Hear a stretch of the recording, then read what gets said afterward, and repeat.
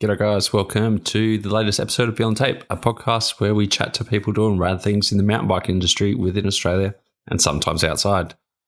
This episode we're chatting with someone from the media game that has killed it in the last 12 months. She's gone from being a very good photographer to absolutely bloody amazing. Her work over the last 12 months has been huge. Before we jump into that though, let's chat to some of our sponsors. First up, Trek. Trek makes some of the best performing bikes out in the market. If you want a light, carbon, absolute beast of an animal you can hit up and reach the top step of the podium, you've got a bike.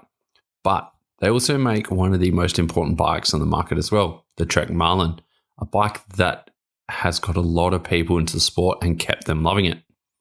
Look at the Marlin 8, for example. You've got an alloy frame with modern confidence boosting trail bike geometry, more control and single track. That you won't have to skip features anymore because this bike actually rides well. It's got 1x12 on it, SRAM shifting, air sprung forks, hydraulic brakes. You know, a bike that's going to be able to do everything. And for under $2,000, you got a guy or a girl absolutely ripping the trails, enjoying it, and beginning to love the sport even more. What else could you want? Franked is an apparel company coming out of WA. They make some really, really cool kit.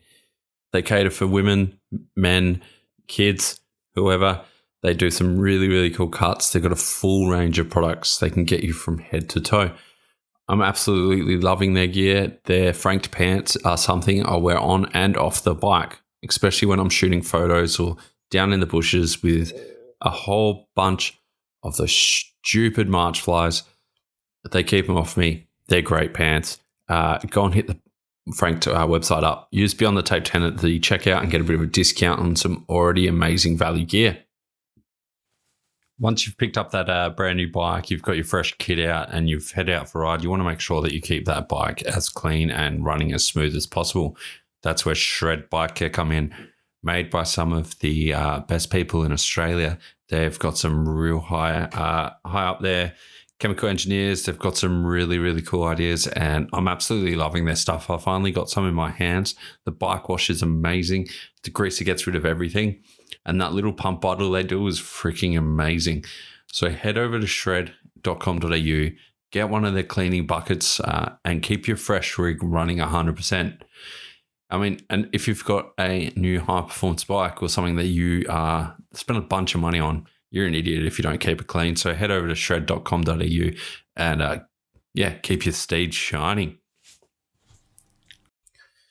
Talking about people entering the market and entering the bike industry or starting to ride, we all remember being a kid and riding your bike and coming off and scraping your hands. Back then, there was no real good gloves for kids. And that's where Fist have found a market and have broken in. Fist do top quality gloves for all the kids out there. Tiny, from size 2 to size 8 hands. Absolutely ridiculously small. They might fit on my thumb. But these gloves are exactly the same as your adult's glove. Amazing palms, amazing top bits. They just keep your kids' hands protected. And man, they look good doing so too. Now, if you and the family want to head down to Tassie and experience some of the best trails that little island has to offer, make sure you hit up Tailored Trails. These guys would be able to take you and your family and all your family's mates around Tassie for the easiest biking holiday you're ever going to have.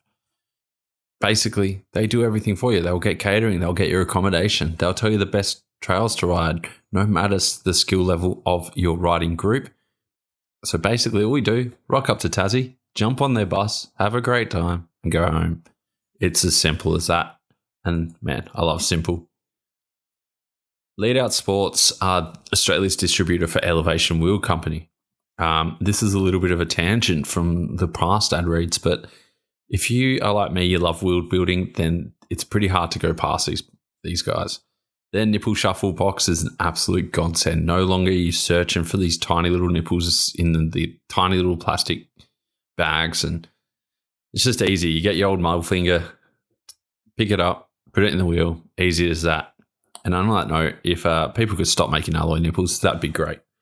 They've also got an Apple AirTag holder. If you follow anyone on the internet, you've seen that they have been very, very helpful in finding lost bikes, lost baggage, and lost whatever. Their AirTag holder clips straight to your bike using the water bottle cage mounts. So yeah, great way to protect your bike and keep track. And lastly, we've got Dirt Surfer. Dirt Surfer are the best when it comes to mud guards. They are 100% recycled, 100% recyclable material, super cool designs, keep the mud out of your eyes. And yeah, just really good. If you need something custom for your club or for your shop or for whatever, hit up Dirt Surfers and they'll get something done for you. Anyway, that's enough of my dribble and pandering. This episode, we are chatting with Amelia Howler, one of the best photographers in Australia right now, if you ask me.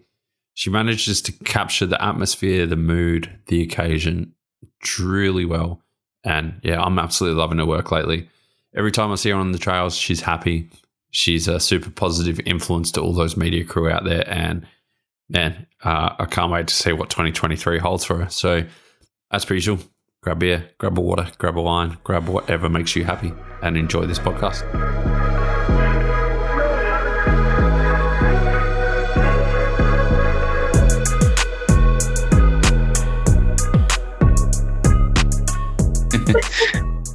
Easy, let's jump in. Hey. Amelia Howler, welcome to the podcast. Thanks for coming on. Thanks for having me. Do you just give us a brief introduction to who you are and what you're going to do?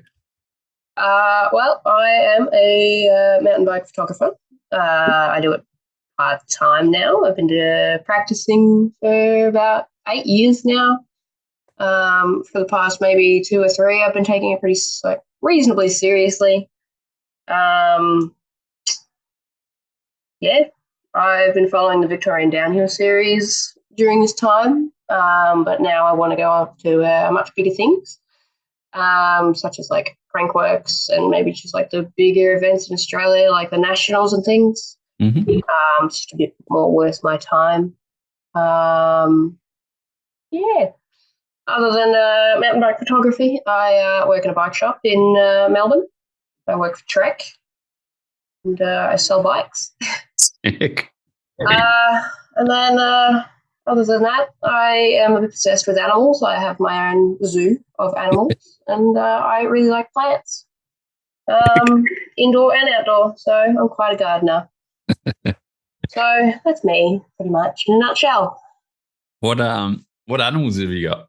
I have 2 dogs at my house, 2 little dogs. One's like a Chihuahua, one's like a Dachshund, but they're not like purebred or anything. They're just kind of mixes.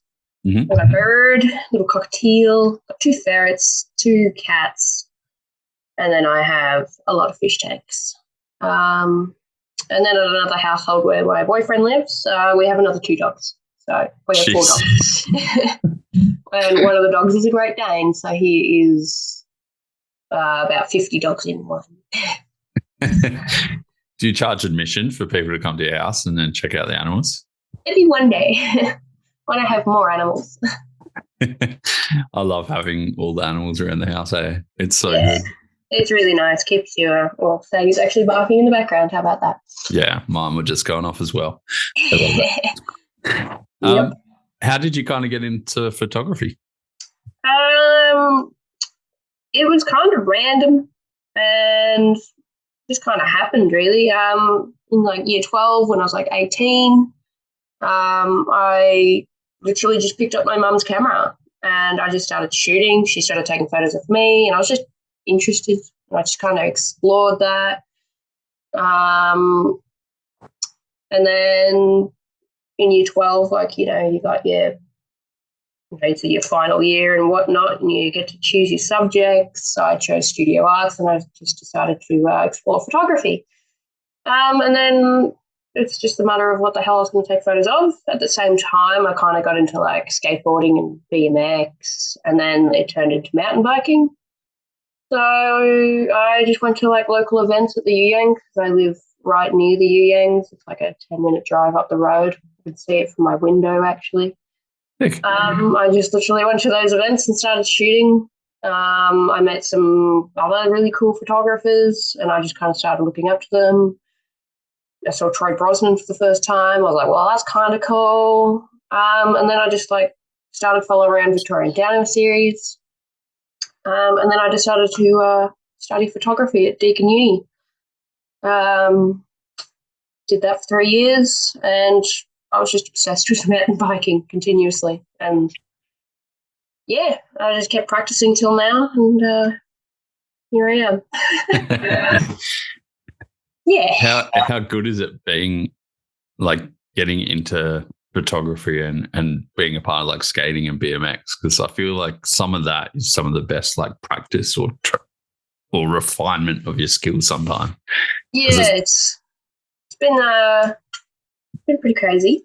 It's mostly a dream, really. Like I started dreaming about like doing this like 6 years ago. I was like, oh, I really want to be like a mountain bike photographer, like more of a like action sports. Yeah, like I've got like a first front cover, which was just weird to wake up to, honestly. So I was just pretty much in disbelief. And then I got to work for Trek at Crankworks Cairns and Rotorua. Got to follow around the athletes, and yeah, it just felt really weird, but really cool at the same time because, 6 years ago I was just dreaming about it and now it's true. So you kind of have to punch yourself a little bit and like realize that you've actually achieved your dream. And, if you talk to yourself 6 years ago, you can be like, you did it, by the way. Keep going. You're probably one of the only photographers on the hill that actually did a photography course. Like, really? Well, in my knowledge, yeah. Wow. What That's great. what do you kind of learn and what do you do in like a photography So, uni course? yeah, it's a Bachelor of Creative Arts and you major in photography, and you get to like choose other subjects as well. So like every trimester I think I got to choose one or two subjects. So the first year I chose like journalism, and then the other years I just chose like drawing and painting, just to like expand upon your creative brain. But yeah, like first year, it's really basic, lots of theory, lots of knowledge of like cameras and like how they work and like, where we've come from. So like the history of photography was like really drilled into us to know that like this creative process is actually really, really young. Like photography hasn't been around for that long, and it wasn't that long ago that film was a big thing. And now film is coming back like crazy, like to a point where you can't even buy film anymore. Like it's just sold out. You can't buy film. Like it's very difficult. And then second year you kind of start creating work. Like being obsessed with mountain biking was kind of easy for me for every like you get criterias all the time to like fulfill like a project. You had to like follow a criteria, and like I just found any way possible to make it about mountain biking, which my students kind of got pissed off at. They're like, can you please explore something else? And I'm like, I really don't want to. So why would I? I ended up exploring a few other things, but I just never really enjoyed it. So I just always reverted back to mountain biking. And then about third year, you're kind of way more in control of everything. You start playing with studio lighting as well. So they had their own studio. You got to like play with like the best of the best lighting. And we just had like workshops during like practical times, learning about lighting and like how it all works in the studio and how to like work together and, create a really cool photo. And we're always tasked with like recreating photos. And I think that's like the best way to learn is to find a photo you really like and figure out how to like replicate it perfectly and then just use those skills pretty much. But yeah, it was 3 years kind of like snapped by pretty bloody quick, honestly. Like I can't remember when I graduated. I think it was about 2018. Yeah, right. Something like that. But yeah, 3 years after high school just zoomed by. Like didn't even really notice it. And then before I knew I was graduating, I graduated with high distinction, which is pretty cool. The final year we had to do like an entire exhibition. obviously I chose mountain biking. I actually brought my mountain bike to the exhibition. So there was like this really dirty mountain bike right in the middle of my exhibition, and people were just like, "Why is there a bike here?" I'm like, "Well, look at the photos."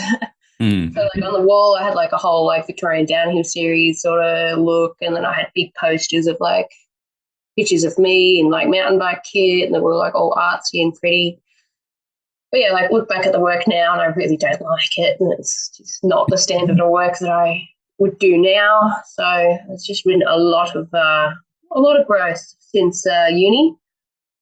I got to see myself in the future when I was in uni. I would be in disbelief, and that wouldn't be me. So yeah, pretty crazy. Is it kind of weird? Like, I guess at that point, mountain biking was still a fringe-ish sport. Yeah. Was it like, did you have trouble convincing your teachers and like your professors or lecturers, like it's a legit thing, you're not just shooting your mates?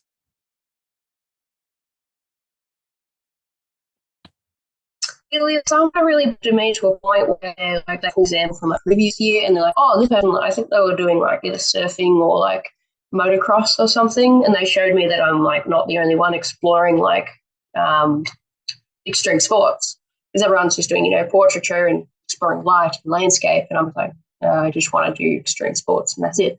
And then others, they're just like, "Oh, why can't you be like everyone else?" Well, I don't want to be like everyone else because that's just not me. There's a million portrait photographers out there. Yeah, exactly. Yeah. Like now mountain bike photography is growing. Like I get a message at least once a week with someone asking me, "Hey, I want to get into photography. What camera do I buy?" And I'm like, this is really exciting. And there's so many kids out there now like with cameras, and it's so freaking awesome to see that. And yeah, they're all starting where I started. I literally just had like the most basic Canon camera with the little kit lens, two like kit lenses, one little one big one, and that's all I started with.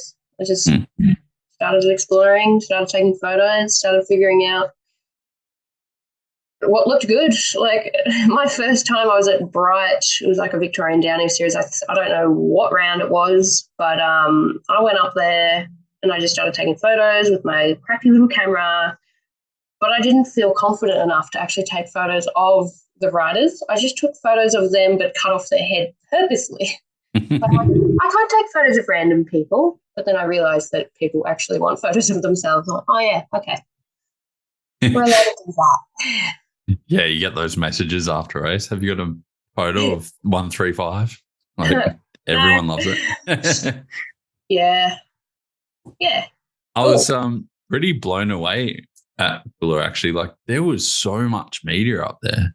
There was. It really was. Melbourne's thriving with media. Yeah, totally is. It's getting like competitive, but not like in a bad way. Like there's a lot of amateurs out there, which is fantastic to see. And yeah, I mean, this is like a bigger conversation, really. Like, I'm kind of the person where I want to see people, like if they're, producing really good work, I want them to be paid for their time and their skills. If you're an amateur and you're just doing it for fun, that's fucking awesome. I love that. I don't know if I'm allowed to swear on this. You can say whatever you want. Yay! But yeah, like if you're out there and you really want to do this for, making money, you need to be paid. And I want to start educating people that, you can't just have a photographer like a professional or, pretty high level amateur and expect their photos for free. Like, this just doesn't really work out, and we're not going to keep coming back if you just expect our photos for free. So this is the first time in about 2 years that I am not publishing an online gallery from Buller. I didn't take that many photos anyway, but I was just experiencing too many people just screen grabbing my shots and posting them on Instagram and thinking that's enough. And I just didn't really feel supported. There's still people buying them, which I'm so grateful for, and I know who they are, and I'm working on a relationship with them, and I'm still happy to give them photos and get them to pay for it another way. But yeah. It it's kind of going on a tangent here. I don't remember the first. I don't remember the question. That's all right. It's kind of weird. Like, I guess for some people, they might just see a photographer on the side of the track for 5 minutes, and like that's all you see of them. But they're on the mountain all day. Yeah, I was going to say, walk us through like a day of photography, because it's hectic, right? Like, it's hectic. Well, you know yourself. You know, first you've got to get up there. So, Yep. 4+ hour drive. And then obviously you got to get there and you have a bloody big backpack on. And we're going to attack by march flies and whatever else, like snakes and things, which is kind of terrifying. When I have a bike to get away on. Well, you're out there all day, you know. You're on the mountain, you're hiking up and down, you're carrying a massive big backpack. You've got to think about food. So, like, you got to position yourself in a time where either carry food with you, which is heavy, or you go back up the hill and go get some food and refresh yourself. And then if you got to pee, got to do a bush pee. It's not very exciting, especially harder for a girl. Yippee. And yeah, you're out there all day for about 8 hours out on a mountain taking photos in a bush, getting dusty, getting muddy, and if it's raining, you're getting wet, and then you've got to worry about your gear. And as you have experienced, flying debris hitting your gear. Yeah, R.I.P. Yeah, R.I.P. the 7200 when you're having a funeral. Next couple of weeks, we're going to have an in memoriam and everything. So. Going to get cremated. Maybe. Yeah, so it is a lot of work, and it's 8 hours of labor. Like, it's hard, and then it's not even that. Like, that's the fun bit. It's the editing afterwards, the backing up of files, and then it's, in my case, was putting up images to a website, which takes a long time. So it's all the after time as well. Like, I put a lot of work into what I do, and I don't appreciate it when people just kind of, just take the photos. Like, I'd rather you not have the photo than just take it. It's my work. I'm really, really proud of it. I put a lot of work into it. I just appreciate a little bit of, support. Like, I always thank people so much when they buy my images. I'm just like in disbelief that people are actually buying them. And I just thank them endlessly. And I think it's really great. And then I've made a lot of really cool friends, literally based off people buying my photos. So I ended up with a lot of new cool friends. Yeah. Yeah, it's crazy how much like work is involved sometimes. I think like Sunday was a 16-hour day, I think, to top it up. And then like next day you're driving home and it's pretty hectic. So tired.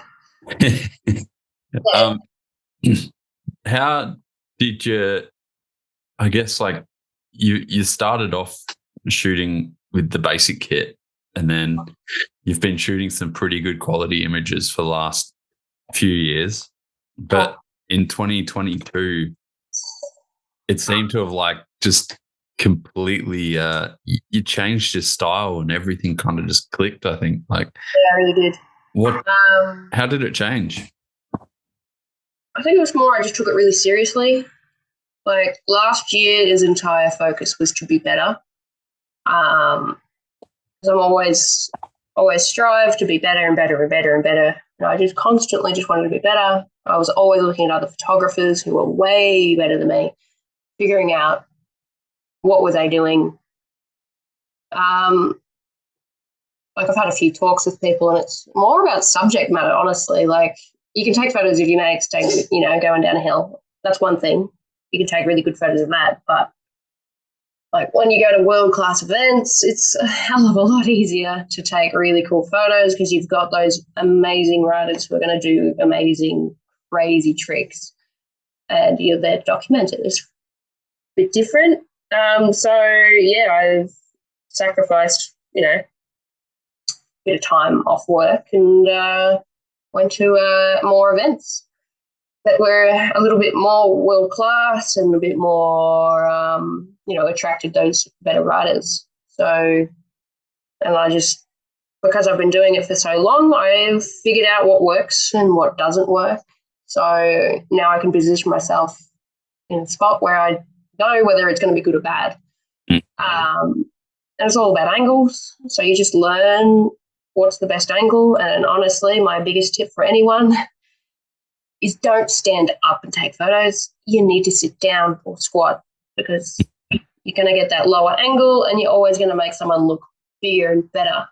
It's all about that angle. Like if I take a photo standing and then I take a photo like sitting on the ground, or even like sometimes you'll see me literally in a bush in like a sniper position. I'm like laying on my belly and then having my camera tilted up. Like it is just the best angle. It makes people look like they're jumping even higher, and it just makes them look really good on a bike, even if they don't know what they're doing. I've had endless people. I just take photos of people who just ride bikes for fun, and then I take some photos of them, and they're just in pure disbelief on what they look like. Like, yeah, it's just angles and making you look good. You just kind of learn that over the years. I don't really know how to explain it other than that. Like, and also I learned how to edit properly. Years to develop. I have developed my own presets that I use, and I use them for ages, and then I kind of get really sick of them, and I just want to like create a better one. So I sit there and just play around with Photoshop and Lightroom, and just figure out what colors I want. Like I started off with like really, really like, I don't know what I started off with. I think it was really warm, but now I really want to go for the moodier, darker darks and just moodier images. So it's something I'm still playing with, not quite there where I want it. And yeah, it's just learning about editing, honestly. Because like if you're shooting in RAW, which is really, really flat. So if you just put that image straight out, it looks really flat, boring, and a bit uninspiring. I mean, you can shoot in JPEG, which compresses images and makes them more saturated, but then you have like no control over colors. So if you want to change a color, you just can't really do that without destroying your image. So yeah, shooting in RAW is like biggest advancement you can do. And yeah, learning about editing is literally the way I've improved. Like I can take a pretty reasonable photo to a really extremely awesome photo, literally just by editing. Just sitting there with it and developing the photo and just making it look epic. Was it kind of nerve-wracking, or did it make you nervous trying to get out of your comfort zone and get those new angles? Definitely. Like it's when I'm like doing crank works, like any other bigger event, I'm shooting myself, honestly.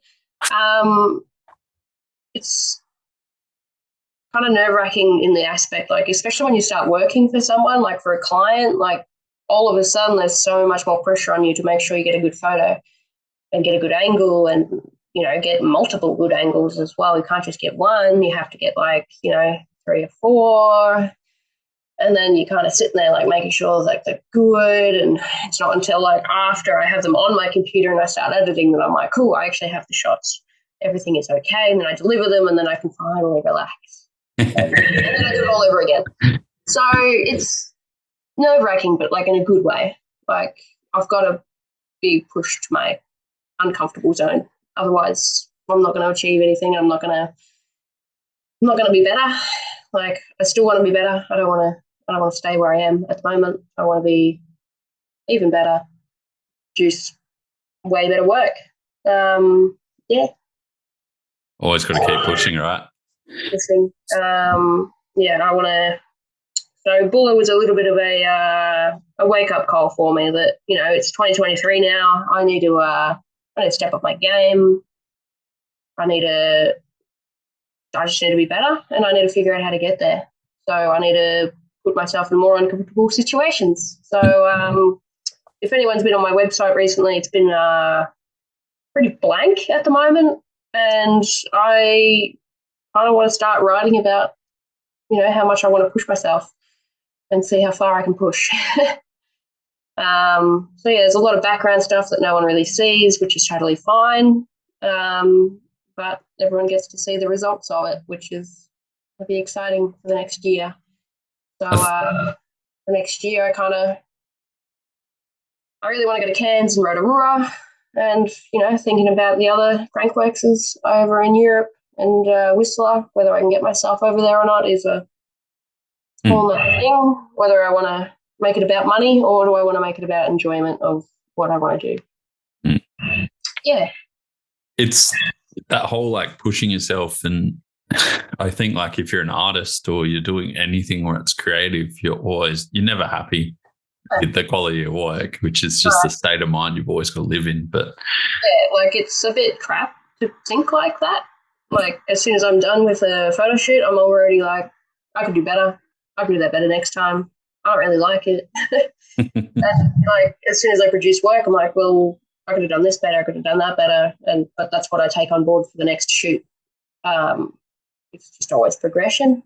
And artists never really like their work. It's just the way we are. You can compliment us as much as you like, but we're still going to be wanting to do it better. Yeah, I actually prefer the criticism sometimes where someone tells me something's what's wrong? And I'll be it's sick. Thank you. Tell me what I need to do better. And you take that on board. You don't get offended. You're kind of just sitting there all right, well, what do I have to do? Do you start watching videos or you just start talking about it more? You just go ask a better photographer. How do I fix this? That's a bit terrifying too. Then you have those times the Regatkin shot, which I'm just currently looking at on my phone to remind myself. Yeah. That's got to be pretty epic. That portrait. That's epic. I was in the crowd. I worked my way to the front somehow. I don't know how. I'm really little, so I can kind of do that. I was watching the slopestyle in Cairns. I was shooting for Emil, and he crashed, and I think I literally had tears on the side of the track going, oh, my God, he's just crashed. He's really hurt himself, and And then oh, that's right. He had that hugie. Yeah, he hit his head real hard, and it was just a bit of a shit situation. The whole crowd just kind of feel the energy change, and I was, But then, Regatkin, I heard that he was a bit on a redemption. He wanted to win. He wanted to win hard. He was throwing some crazy tricks, and I think he knew he won as soon as he landed, and he just went nuts. He's definitely a party guy. I've heard the rumors. I've heard things too. It's pretty awesome, actually. So I was just there to document that, and there was people getting in my way, which you can see in that photo. There's actually someone's shoulder, and I was just literally just had my finger on the button. I was just following him, and my camera is just so amazing that it will just perfectly focus on him, locked on him. And I caught that moment where he's just yelling. He literally has beer spraying out of his beard because he's just done a massive chug of whatever beverage he had. And then when he goes on stage as well, if you scroll across on that photo, you can see him. He's literally roaring, which is funny. If you look at the comments, it's Rogatkin rather than Rogatkin. That's kind of funny. He was just loud and so excited, and the vibe was just unreal, honestly. That was one of the coolest situations I've been in, probably. But the crowd just went nuts. People were doing shoeies. People were really celebrating for him. Yeah, Cairns was a bit off its tits, honestly. It was probably one of my favourite events, and I cannot wait to go back. Cairns really put us on the map in Australia. And it's just showing that mountain biking in Australia is definitely taking off. And, the rest of the world is, finally looking at Australia rather than Australia looking back at the world. So it's really, really exciting times to be media at the moment, to just go to these events and be amongst it. So Cairns was the first time where I got to wear a media bib, which felt a bit weird, but also there was two different colours of bibs. You got black bibs and blue bibs. I had a black bib, which allowed me to go anywhere I liked, as long as I asked a marshal and made them aware of where I was. And that felt pretty crazy. So even though I was allowed to go on the inside of the pits, during that photo of Regak, and I didn't because that just felt weird and I just didn't want to get in the way of the television. So I was just like, no, I'll just stand on the side. And, yeah, with a big lens, you can, really reach quite far, and then you can crop in as well. So, yeah, you make do with what you're comfortable with, but you also got to push yourself. So nice balance that I am still mastering. I think because you were in the crowd, that's what makes that photo. Like if you were outside or just inside, sorry, and it was just another photo of his face, it would be different. But true. Yes, so good point. I think because that shoulder is in there, like that makes that photo so much more immersive. Calling him, it was crazy. I did get that shot, really.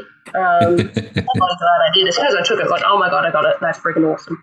And then as soon as I edited it, I put it out. And Regak can ask for it as well. So I'm like, yeah, of course you can have it. He shared the entire sequence. And, yeah, that was a dream come true because I've been watching Nikolai since I started photography and was interested. Like, I watched him on live streams. And, yeah, I watched him, like, become what he is, really. So it's pretty surreal to have him want my photos. Yeah, that's not really something you can describe to someone. It's pretty crazy. It's a weird feeling when, like, you get a photo of your hero and, like, people want it. Like, it's such a weird... Money doesn't compare to that kind of feeling for me. Like, money's amazing, but we do this for fun. We do this for pure enjoyment. But obviously we need money because we're spending a lot of time doing this. Another little point is, meeting your heroes. Like, I've been watching most of these people for 8 years on live streams in other countries, and now they're finally right in front of me and I get to talk to them. Like, I'm following around the Trek athletes and they're just my friends now, which feels really interesting and weird, but really nice. Like, it really humanizes your heroes. Like, they're just people as well, and they have a life. And there's just people who ride bikes really good. I know, right? Yeah, like, internally you're kind of like fangirling and you're excited, but then you have to like realize like these people are just people. They're just really good at what they do. So it's really exciting to meet them and, talk to them, have like a normal conversation about things and stuff. Yeah. So that feels really nice. And I'm excited to do that more often and, meet more people. Who's been your favourite athlete to shoot? Caroline Buchanan's pretty epic. Easily. Harriet, she's absolutely amazing. Pretty much all the Trek athletes, they're freaking awesome. Emil is just next level amazing. He's so focused. He's pretty cool to photograph, and like the tricks he gets to pull is unbelievable. I'll be taking the photos and I have to put it down. Like, he just did that in front of me. It's insane. And then he just does it again. Like, it's just nothing to him. But I know he's been practicing for a very long time, and that's why he's perfect at it. But, yeah, I've gotten to shoot a lot of amazing people, and they're all incredible. So, yeah, being able to hang out with the track athletes, personally is, like, next level amazing. So they're easily probably my favourite people. They are good. I don't think Trek allow are many bad people in their roster. They're all very chill and very fun to hang around with. Oh yeah, party people. What's your is Cairns your favourite event you've shot so far, or? Probably. I mean, there's been a lot of highlights, but Cairns was just next level amazing. Like, I don't want anyone to get upset, but I think Cairns was better than Rotorua. Like, it was just epic. Like, the amount of background work that would have gone into that event was insane. Because it all just went so smoothly. Everything went off really, really well. And those trails, those hills just looked amazing. Just how they've sculpted it all. Yeah, I think Cairns is probably up there. Probably my favourite. I had some serious FOMO when I saw like the contrasting reds and greens and everything. It's just like, God damn it. Amazing. So fun to edit as well because you can really pull on those oranges.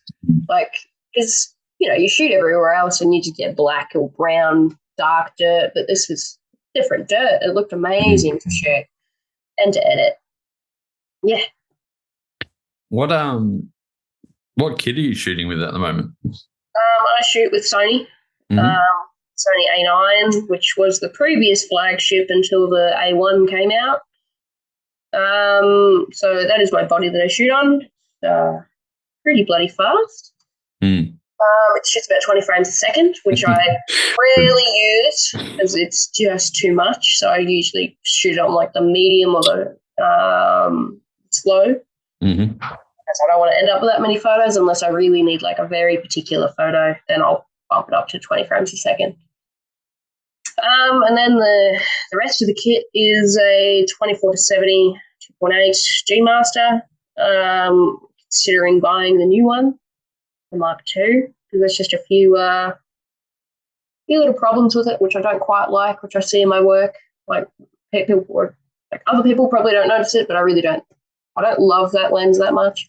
My favorite lens is definitely the 7200 2.8. It's just sharp, it's beautiful, has amazing bokeh. Again, I do want to kind of buy the next one that came out, it's the Mark II, just to update it. If you ever look at my kit really close, it's actually getting worn out. So I'm like rubbing off all of like the decals on it. They're all about to diminish and go. And then like the body's getting silver with the amount I use it. So I'm probably looking at updating my kit soon, which is honestly insane because I remember thinking to myself years ago when I bought the A9 after updating from like a Canon 7D Mark II, I bought the A9, such a big step up. First time I went to full frame and, had proper lenses. Because before that I was just shooting on like a basic camera with like a 50mm and a 10mm and that's it. Because that's all I could afford. I didn't have a job and, it's a bit hard to buy. But then when I finally had a job and I could afford such a kit, I was in disbelief. I thought, I'll never outgrow this camera. Like it's going to be years before I outgrow it. And then, only 3-4 years later, I'm like, I've already outgrown this camera. I want something better. Or, I've worn it out. That's how much I've used it. So, the next year or so, I might upgrade to the A1. I met a few people at Cairns and Rotorua who are actually shooting on the A1, and I was just like, can I hold it? What's so special about the A1 is it's a 50 megapixel camera that shoots 30 frames a second, which is just unbelievable. It's basically video in photo. So you could achieve some really cool things with that camera. Just the price of the body is just a little bit insane for my thoughts at the moment. So I'll be saving for that. Do want to add some more lenses to my kit, but it's all about money. Yeah. But the basics. A1's a bit cheaper than I thought it was. I think it's just under 10 grand. 9? Yeah. Yeah. It's pretty reasonable for what it is, and already shooting on Sony, it's already incredible. That's why I bought the Sony A9. I was waiting for like a mirrorless version of the 1DX to come out. And at the time I was working in a camera shop. So I kind of got the inside information, and I literally asked the Canon people, like, when is that coming out? And they're like, oh, not for another year or so. And I'm like, well, I need to buy a camera now. So I went to a Sony launch, and they had the A9 there, and I looked at it and I'm like, this is beautiful. And then I decided to rent one out just to make sure. The only thing I don't like about the camera is probably the EVF, but that's mirrorless for you. You've got like an electronic viewfinder rather than like an optical viewfinder, which is the only downfall of mirrorless, but you kind of get used to it after a little while, and you can kind of predict what things are going to look like. And then you got instant playback, which is pretty cool. Yeah. I was going to go stay with Canon, but I decided to just jump the gun and just go for Sony. It wasn't really a big deal. It was just, I just needed a camera that was going to suit my needs, which is something fast and shoots really fast. And that was the Sony A9 at the time. Yeah, because the R5 and stuff wouldn't have been out around then, I guess. No, they came out just after. Yeah. Yeah. Camera I mean, kit. I've held an R5 and I think they're really comfy compared to the Sony, but whatever. Ergonomics plays a huge part. Hey, like I can't believe. Like, yeah, when I was selling cameras and people didn't know which one to choose, I was just like, look, close your eyes. I'm going to get you to hold a camera. Tell me which one's more comfortable. And they're just like, this one's more comfortable. Like, you should buy that one. And they're like, really? I'm like, yeah. You're going to be holding this thing for hours on end. Like, you want it to be comfortable. That's probably the only another downside of Sony is it's just like I even have tiny hands and I don't find it super comfortable, but I got a battery grip, which made all the difference. So battery grips are like my favorite thing at the moment. It doesn't come off. Even if I'm shooting like a little thing, I've got a battery grip on there. I actually like the Sony ergonomics. I think I'm the only one. Really? Wow. That's fantastic. I just like the way it all hooks in, and I've never dropped it, which is the only thing I've never dropped. So I'm pretty stoked on that. And yeah, I rate them. I like the bodies, the classic look, everything about it. It's just I like how little they are too. Like they're just tiny. Like if I took my battery grip off and put a tiny camera on it, it's like a travel camera. Like it's like amazing. Yeah. But then you hold like an R6 or something like that, and they're just massive. Just huge. Are you shooting video or anything like that, or you're purely a stills person? I'm just stills. Video is a whole other thing I have realised. I'm tinkering with it just for fun in other aspects of photography, but it's kind of like more of an art form. And if I wanted to get into video, I would have to really get into video. Like I wouldn't want to produce low quality things. So I'm kind of leaving it to the people who have already done that and letting them do it. So and they're really good at it. So yeah, I just rather specialize in photography. It's just more my thing, more me. Like I had a turning point when I started in photography. I chose videography. Yeah. I realized I hated it at the time of the shoot. And I'm like, I should have done photography. And then from then on, I was just like, I'm not doing video anymore. Video, and I'm like, I'm just doing photos. So just video is a lot more work. So people who do videography, I praise you. You're incredible. You do a lot more work than photographers. It's a whole nother ball game. Yeah. I'd much rather do photography every day of the week. A hell of a lot easier and a little bit less editing time. So a little bit less thinking. I think when I did that, the edit with Mike Ross from Highline, I think when I worked it out, it was 70 hours of editing for that thing. And that was huge. That's huge. Yeah. Sometimes it's just not for us. It's just like, no. Yeah. Did it take you a while to kind of work out your process in your workflow for photography? Like it's a huge part of it, I think. It is a huge part of it. I'm recently really looking to make it faster because, when you're shooting for brands and things, they want the photos really quickly, which is understandable because they want to be relevant up on Instagram. They're going to get, more reach and more, if it's, there and then after the event, like just a couple of hours after the event, that's kind of what they want the photos and post them up. So your workflow needs to be insanely fast.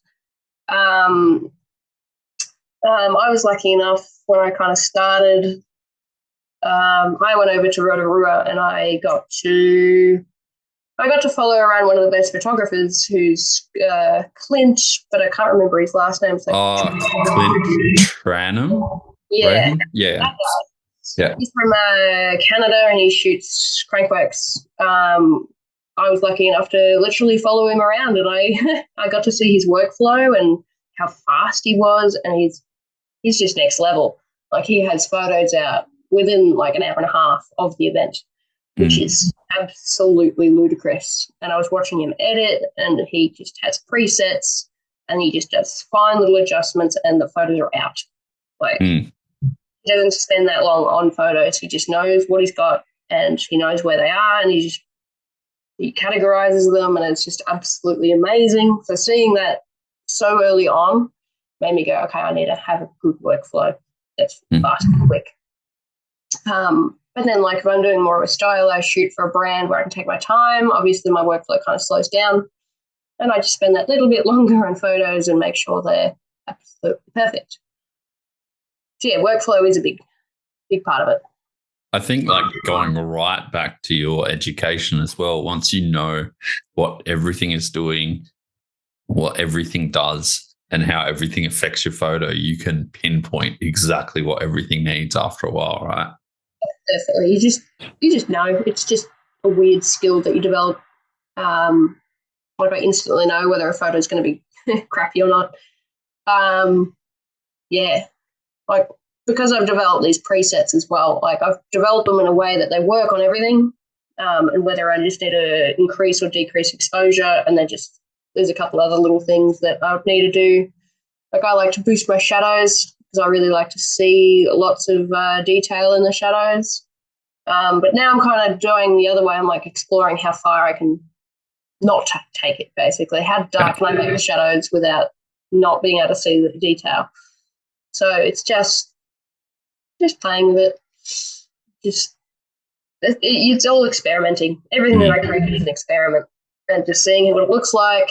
And it's also learning that different screens make your photos look completely different, which is really, really frustrating. So I'll edit on my computer, which is the best computer that I could buy at the time, that has okay colors. And then I put it onto my phone and it looks completely different. Usually the greens, it looks a lot more green than I want. But then I go look on like someone else's phone and it looks fine. It looks like my other screen. So I'm like, I have no idea what this photo really looks like. We explored that during uni, and like you can, get color calibrated screens and things, but it's just like, but everyone's just looking at on an iPhone or a Android. So like, does it really matter? Yeah.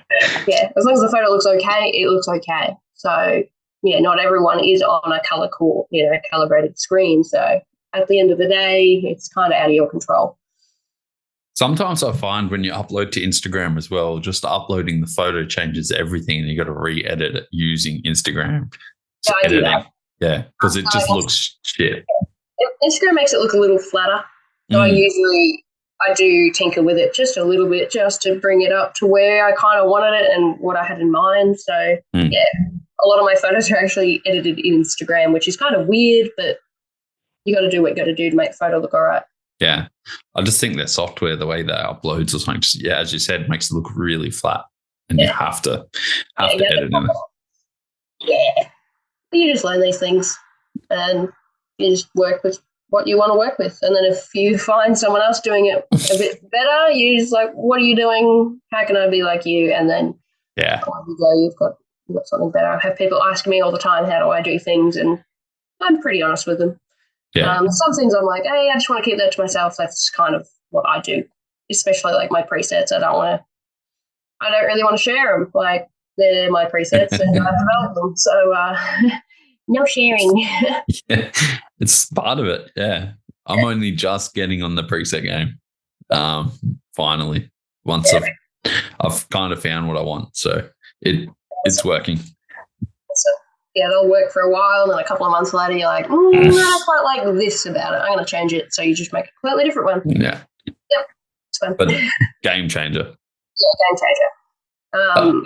Because people are like, oh, you use presets, isn't that cheating? I'm like, well, not really. It just makes it a hell of a lot faster, and I know what I want. So I literally just press a button and it does it all for me, and then I just make fine adjustments. So it's still my work. Otherwise, you're just making the same adjustments anyway. It's just taking longer. Exactly. So why does it matter? You mentioned Clint Traham, and you looked at other photographers as well, but who are your kind of influences when it comes to photography? Who are you kind of looking up to? A little while ago, it was Lawrence Crossman Ems. I don't know whether you're familiar with him. He's pretty amazing. I got to watch his deep summer thing at Crank Ropes Rotorua a few years ago, and I got to sit behind him, which was pretty cool. Just to be like, you're my one of my favorite photographers, and I'm sitting like within your presence, like that's pretty cool. And I got to watch his deep summer slideshow with an epic voiceover with epic photos, and obviously he was just a clear winner. And I was just like, I want to be like you, but I don't know how to get there, but I'm going to figure it out. So I think I'm nearly there, but not quite. I've still got a few things to work on, but the thing is I've got to realise is I'm still me. I'm going to have my own thing. I'm never going to be exactly like someone else.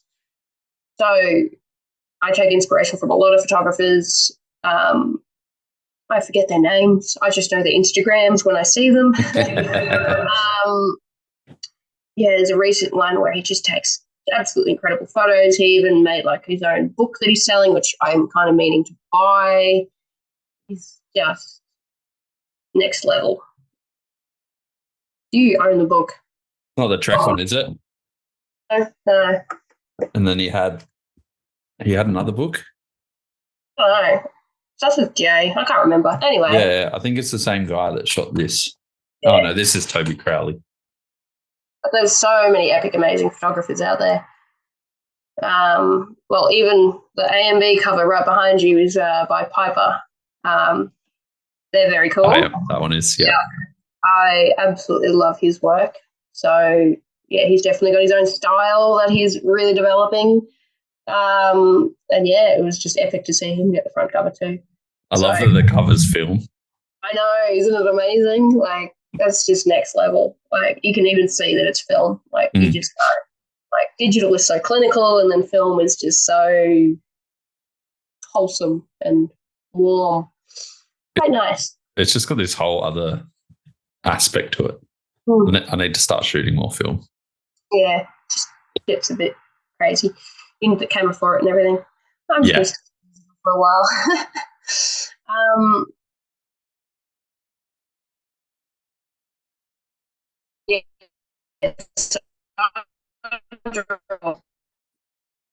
like saved from other photographers on Instagram, you know, like I want to make sort of photo how I challenge on Explorer. I probably won't achieve it for months and months, but then I'll eventually get there, and then along the way I've made some really cool work that people really enjoy, so it doesn't matter.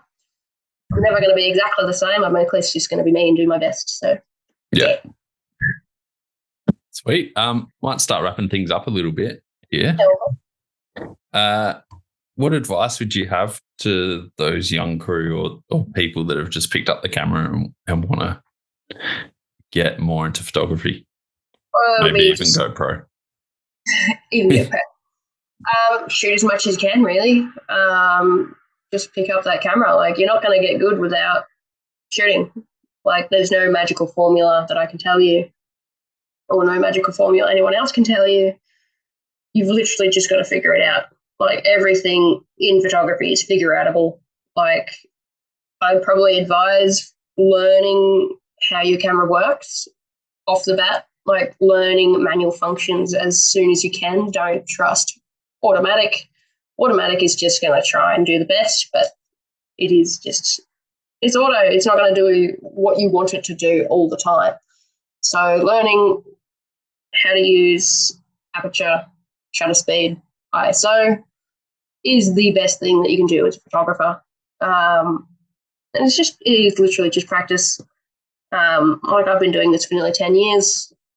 So I've had a lot of time on my camera. As you can see, that it is worn out, physically worn out. I don't really put the camera down, so you just keep shooting. And I do recommend exploring other avenues of photography as well, like, you know, portraiture and landscape, and seeing what you can do.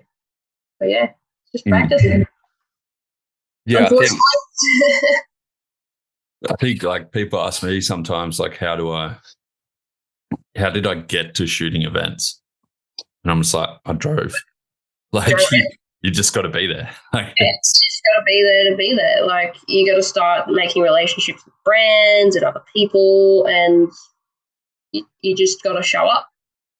You can't just magically, someone's not just going to magically email you from a magazine and be like, hey, can you just go to this event and shoot for me? They're not going to do that. No. You've got to contact them and you've got to make a relationship with them. And, you got to be there. You just got to keep showing up. I've just been kept showing up for the past 8 years. So people know who I am. And, people just slowly learn who you are and what you do, and you get pretty good at it eventually.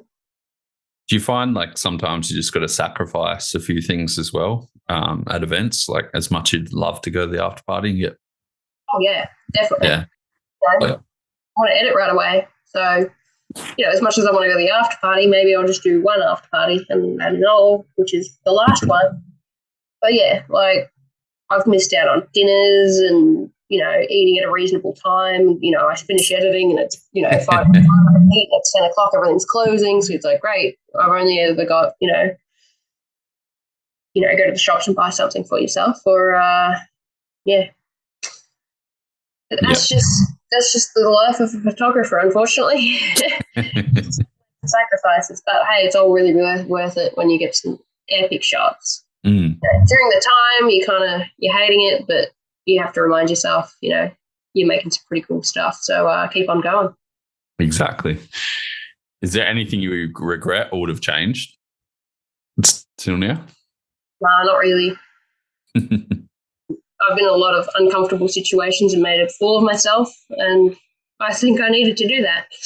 So I'm still learning that it is okay to be uncomfortable and it's okay to feel awkward, and because everyone else is too. Everyone else is trying to figure out how to get where they want to. So, I think that's just more of a growing up thing, learning that, be uncomfortable, go grow. You can't, you can't just sit there and hope and wish, and you have to go out and do it. You have to turn up. And sometimes you're going to cry and get upset, which is okay.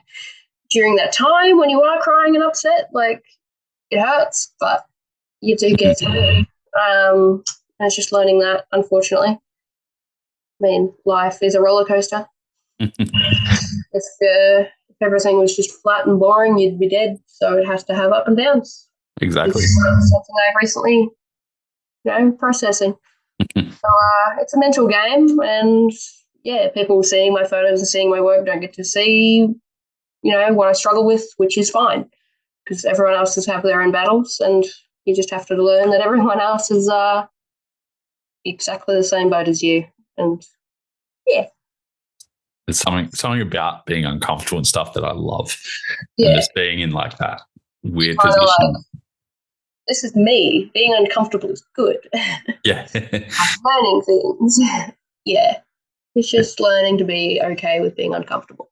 Yeah. Yeah. Exciting things ahead. And what if you are feeling demotivated or you don't want to be out there or you've got a deadline and you're struggling to hit it, do you have anything you kind of listen to music wise or anything you do to get motivated? And I listen to Odessa. Yeah, right. Lots of Odessa. That is literally the only thing I listen to when I'm editing. I don't know why. It's just so bloody good. I don't really get sick of it. Constantly listening to it. I don't know. I kind of just realised the end goal, which is just, be the best I can be and, baby steps. You just gotta keep on doing it. Exactly. Yeah. Unfortunately, that is the answer. What are your plans for 2023? We'll finish on that one. 2023, well, I really want to work on myself as a person. I want to learn how to network a bit better. And, I just want to develop myself more so. Obviously, mountain bike photography is amongst that. I want to develop that, but I'm going to be focusing on really big events only, working for bigger clients and, achieving my dream because I feel like I'm ready, that I have the skills now to go out and go and be uncomfortable. to be uncomfortable in another country. Oh, that's a whole different experience. I love that even more. Yep, exactly. Like anytime I'm like even though Cairns is the same country, it's still the other side of the planet to me. Honestly, from Victoria to Cairns, it is the other side of the country. It may as well be in a different country. But yeah, going by myself on a plane, turning up and figuring out where the heck I need to go, and just asking random people random questions, and you're like, you just got to do that as a person. Like even going to Rotorua by myself as well. It's just good self-development. Like I've made friends that I otherwise would not have made. That really good friends that I get to talk to online all the time. Literally for the fact that I went by myself and I was in an uncomfortable situation. So you end up making some really cool friends that you keep forever. So I highly recommend. And more. So yeah, hopefully if I can line it up and brave it, I might go over to Canada or I'll go to Innsbruck. Who knows? I haven't planned anything yet, so that is on the cards. Rad. Well, I can't wait to see you work this year. I think it's going to be a big year for you, so I'm keen as. Yeah, pretty scary, but in a good way, I think. That's it. Got to shoot yourself every now and then. You've been doing it since you were a baby, so you might as well keep on going. Why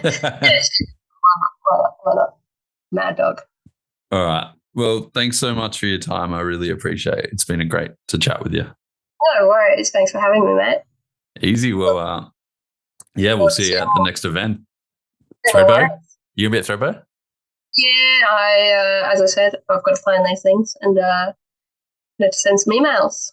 And, get myself up to Threadbow, methinks. Because that's probably where I need to be. It's going to be big. It's going to be sick. So 2 events in one. It's going to be huge. Yeah. Perfect. Well, thanks so much, and we'll see you soon. Bye. Easy. Bye. Thank you. Yeah.